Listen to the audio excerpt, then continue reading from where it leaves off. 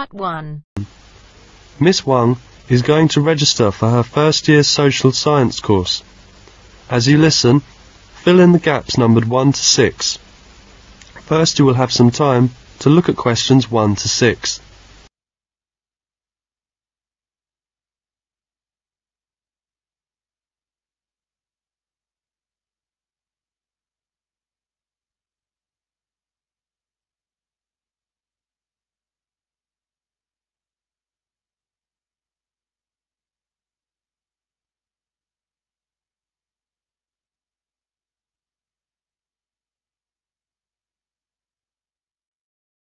Now listen carefully and answer questions 1 to 6. Good morning. I'm here to register for the first year social science course. I'll just have to fill out this form for our records. What's your name? It's Wang Pearl. Excuse me? Is Pearl your last name? No, it's my first name. My family name is Wang. Can you spell that? Sure. Pearl, P-E-A-R-L. Wang is spelled W-A-N-G. Okay, Pearl Wang. What's your address? It's 4832 Kent Road. Can you please repeat that? Kent, K-E-N-T, 4832 Kent Road, flat number 301. All right. And your telephone number? I haven't got the phone on yet. I'm still looking for an accommodation which should be somewhere near the school. Okay, well, please let me have the number once the phone is connected, and I'll make a note here to be advised. And your course? First year social science course. Social science course. Now I have the timetable. Yes, here it is. You'll have Dr. Hill's lectures at 9:30 Monday morning and also Thursday morning at 10:30. How long do they last? An hour. Which room are they in? The Monday morning lectures take place in room 101. The Thursday ones are in room 215. Thank you. Pearl wants to find an accommodation near her school. She saw an advertisement in the local newsagents and telephoned immediately. As you listen to her phone call, answer the questions by circling the correct letter. First, look at the questions 7 to 10.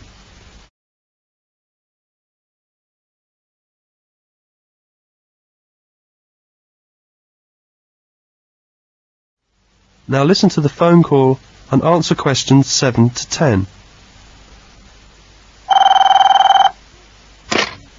467931. Sue Jones speaking. Oh, hello. My name is Pearl Wang. I'm ringing about the flat. Oh, yes. You saw my ad in the newsagent's window, did you? That's right. Could you tell me something about the flat? Well, this is a 2-bedroom flat. One big room and one a bit smaller. But it's quite nice. The rent is more than I could afford, so I've decided to find someone to share the flat with me. Oh, I see. May I have my own bathroom? Yes, there are 2 bathrooms. There's quite a big sitting room and a kitchen. The flat is an upstairs flat, on the top floor of the house. You know the landlady lives downstairs. And the central heating, is there? Yes, gas central heating. What about the rent? How much is it exactly? Well, I pay £90 a week. £90? Yes, but I thought I would pay £50 and ask the other person to pay £40 because, I've got the big bedroom. That seems only fair. I suppose so. What do you do? Work at the Globe Travel Agency. I'm from Australia and came here 3 months ago. What about you? What do you do? I'm studying, actually, at the Polytechnic Social Science. I'm from China. Sounds interesting. Look, why don't you come round and see the flat? Then you can make up your own mind. It's better than trying to talk about it over the phone. Yes. May I come round and see it in the afternoon? Well, actually, it's a bit difficult for me this afternoon. I've got to go out. How about this evening? At about 7 o'clock? Yes, 7 would be fine for me. What's the address? 27 Park Road. Oh, I know Park Road. It's quite near where I study. See you tonight. Goodbye. Bye. That is the end of Part 1. You now have half a minute to check your answers.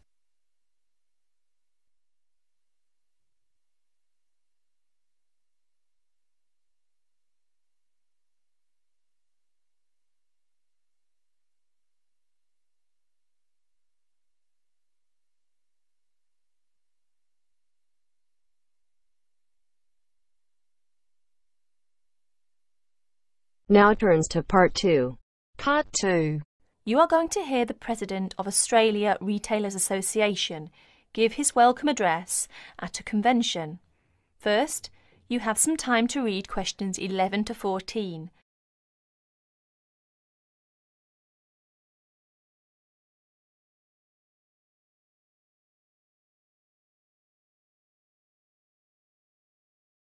As you listen to the first part of the talk, answer questions 11 to 14. Could I have your attention for a few minutes, please? Allow me to introduce myself. My name is Norman Flagstaff, President of Australia Retailers Association. On behalf of the organising committee for our third annual Retailers Convention, I'd like to welcome you all, some of whom come as far as Brisbane and Melbourne, to this wonderful convention centre in our fair capital, Canberra, and hope you make most of your stay. We have been very lucky with the weather, and I sincerely hope that it keeps up for the rest of the week, and maybe even the following.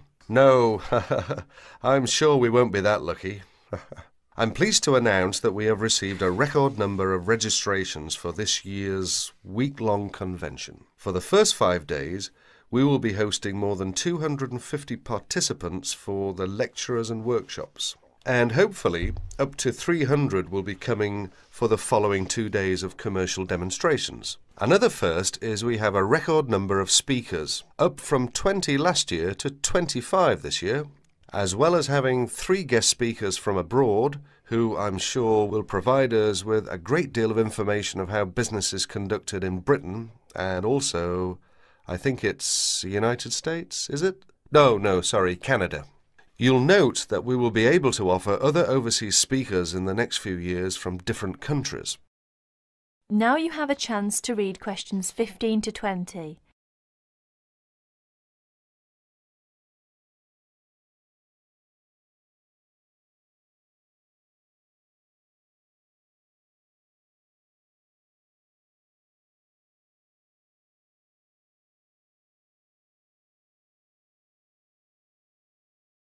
As the talk continues, answer questions 15 to 20.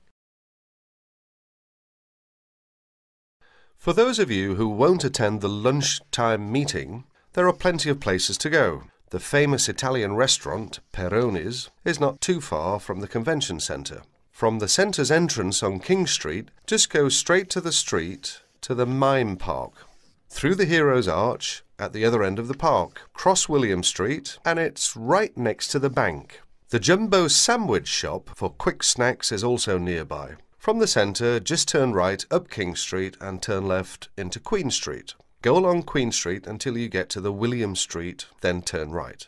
You'll spot it right next to the William Street Underground station.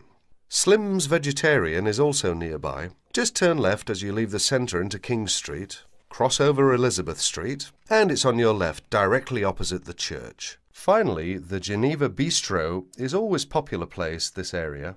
It's located behind the church on William Street. Please make sure you're back on time, though. We don't want to finish too late. On the second part of the day, I'm afraid we will make a few amendments to the programme. It's important to note that the afternoon session will begin at 2:30 p.m. and will be finished at the time indicated on your programme. There have also been a couple of venue changes. The first being the talk on marketing by Jane Howard, which one now will be held in the green room on the second floor. The workshop on distribution of goods will not be given by Sarah Moore, but by her sister Barbara, due to an unforeseen illness in the red room on the second floor. We hope she'll be back on her feet in no time. It's good of Barbara to step in right at the last minute. Finally, the workshop on advertising by Peter Newstead has been cancelled due to an airline dispute. On Friday, we'll be starting off the day with a new video presented by the Dow Keys Company as part of their opening lecture on merchandising. That's Friday the 27th. That's all for the moment. If you require any further information regarding the convention, you can talk to one of the many convention helpers wearing a distinctively blue and gold jackets. One thing before I finish: if there are any problems with times and locations of the day's activities, please remember that there is a notice board on the first. Is it the first? Yes, the first floor. Now, we hope you enjoy yourselves and we look forward to seeing you again. That is the end of part 2. You now have half a minute to check your answers.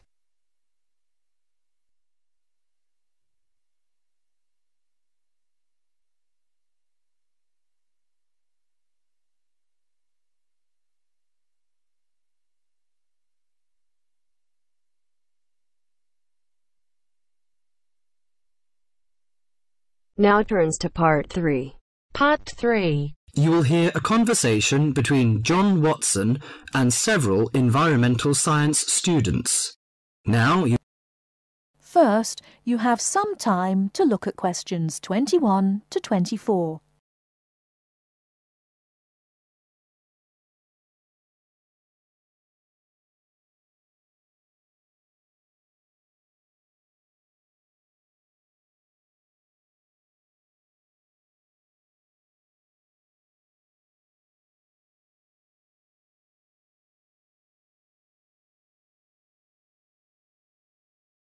Now, listen carefully and answer questions 21 to 24.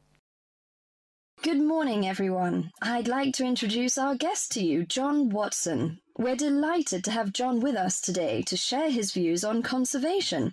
As environmental science students, I know you'll have a lot of questions. So, let's kick off by asking him to tell us how he got involved in the environmental movement. Thank you, Deborah. It's nice to be here. When I was 7 years old, back in the 1940s, my father bought 200 acres of land on the central coast of New South Wales in eastern Australia. The marvellous thing about it was that it was virgin bush.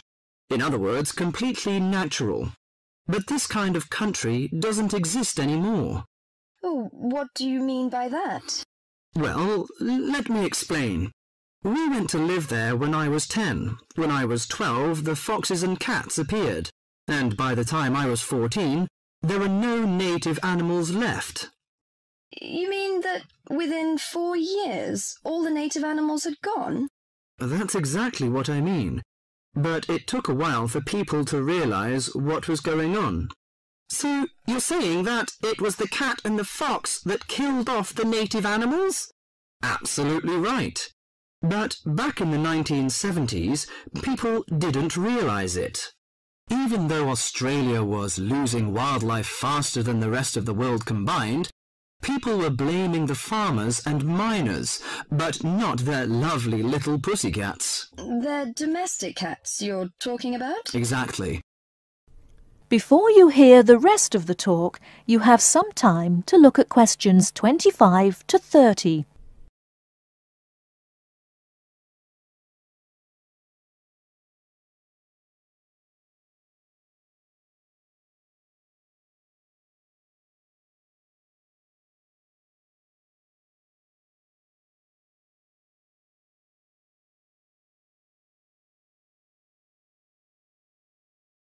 Now listen and answer questions 25 to 30.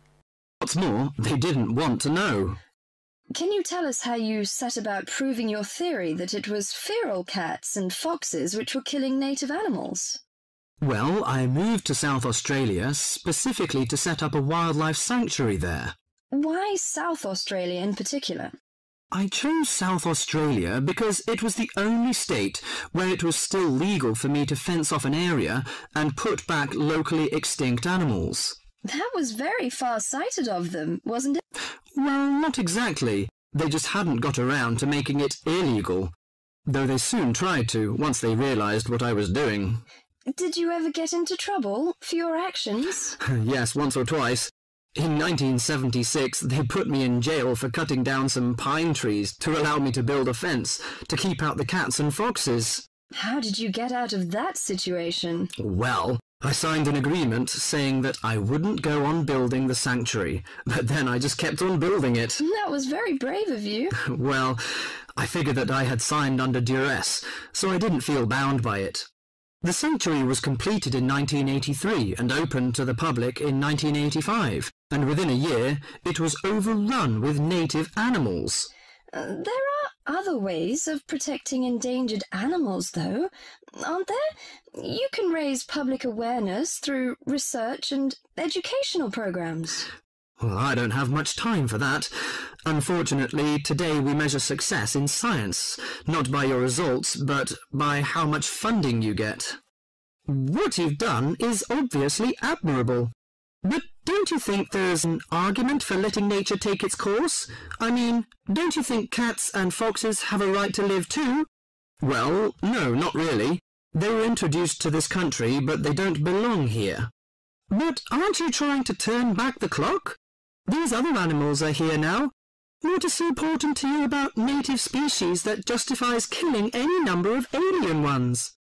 I believe that evolution gave us a paradise, and that we will lose everything unless we understand the need for balance. But really, at the end of the day, it's just a belief. It's just a feeling. That is the end of part 3. You now have half a minute to check your answers.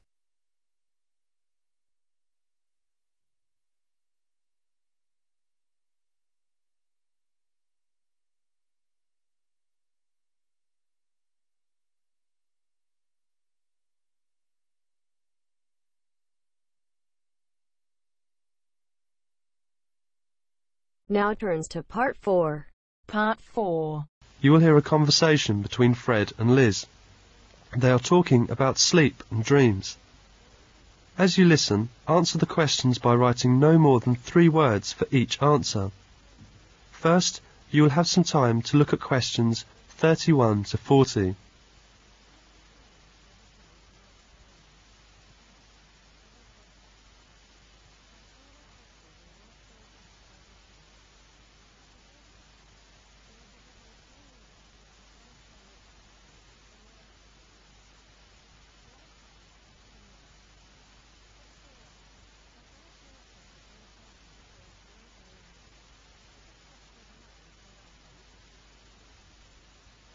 Now listen to the conversation and answer questions 31 to 40. Hello, Fred. You don't look so good. What's the matter? I just didn't have a good sleep. It seemed I dreamed all night. Do you dream a lot when you sleep? Yes, in fact everybody dreams, and everybody needs to dream in order to stay healthy. There are 2 kinds of sleep, active sleep and passive sleep. The passive sleep gives our body the rest that is needed and prepares us for active sleep, in which dreaming occurs. The dream stage is very important in our sleep cycle. When the person is dreaming, the eyes begin to move. Through the night, people alternate between passive and active sleep. The cycle is repeated several times throughout the night. Do you know how long people usually dream during 8-hour sleep? For about 1.5 hours on average, so we need active sleep because dreaming helps us to rest our minds. I see. All people experience dream cycles. Can you remember dreams? What did you dream last night? Oh yes, it was terrible. I dreamed that I was chased by someone or something. I don't remember very well, so I was running all the time. This is a very common type of dream. Over 70% of people have dreamed that they were being chased or pursued by something, and often in the dream they find themselves unable to flee for one reason or another. These often occur during periods of great anxiety and may be related to frustrating situations which are frequently occurring in their waking life. Anxiety dreams are amongst the most common types reported and are particularly common amongst women, 78%. Only 63% of men experience them. How about dreams of violence? Dreams featuring scenes of violence are much more common amongst men, 50%, than amongst women, 44%.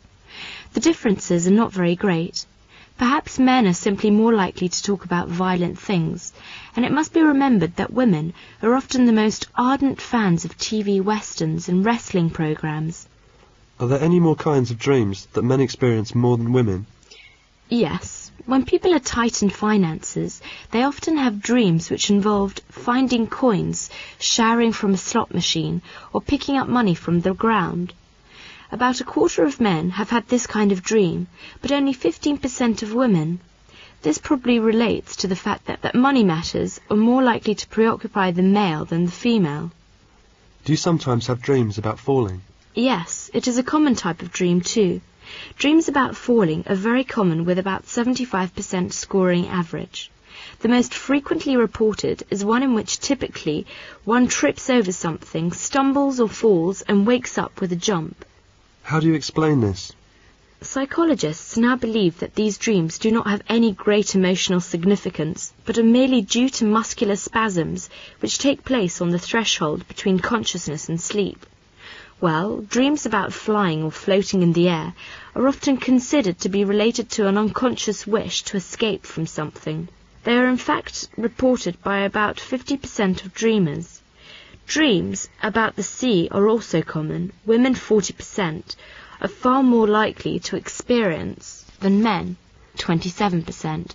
What other kinds of dreams women experience more than men? Dreams about famous people.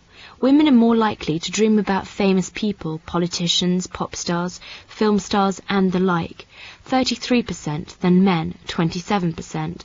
One very common dream, which almost certainly falls into the wish fulfillment category, is when people report that they are actually meeting famous people in their dreams. What do you think of the recurring dreams? Recurring dreams are very common too, 70% of people reporting them on an average. In most cases, recurring dreams are of a vaguely unpleasant kind and are almost certainly caused because the individual has a problem of a significant kind which he is unable to resolve in his waking life. The solving of this problem almost always leads to the disappearance of the recurring dream. Women are more likely to have recurring dreams than men. That's so interesting. Well, what causes people to have bizarre dreams, such as dreams about the loss of teeth? Oh, some psychologists believe that it's a memory dream referring back to that significant period in your baby life when your teeth fell out. Another explanation is that you are suffering from low-level toothache, which is not enough to get through to the conscious mind, but which trickles through into your dreams. Do you believe that dreams about the future will come true? Well, dreams about the future which come true are very frequently reported, though it is fair to say that scientists are very doubtful about whether these are simply coincidence or genuine peeps into the future. Almost 30% of people believe that they have had at least one such dream. That's so instructive. You are an expert in this field. Liz, how do you know so much about dreams? Don't you remember that I'm majoring in psychology? I have done some research on the topics sleep and dreams. Thank you so much. That is the end of part 4.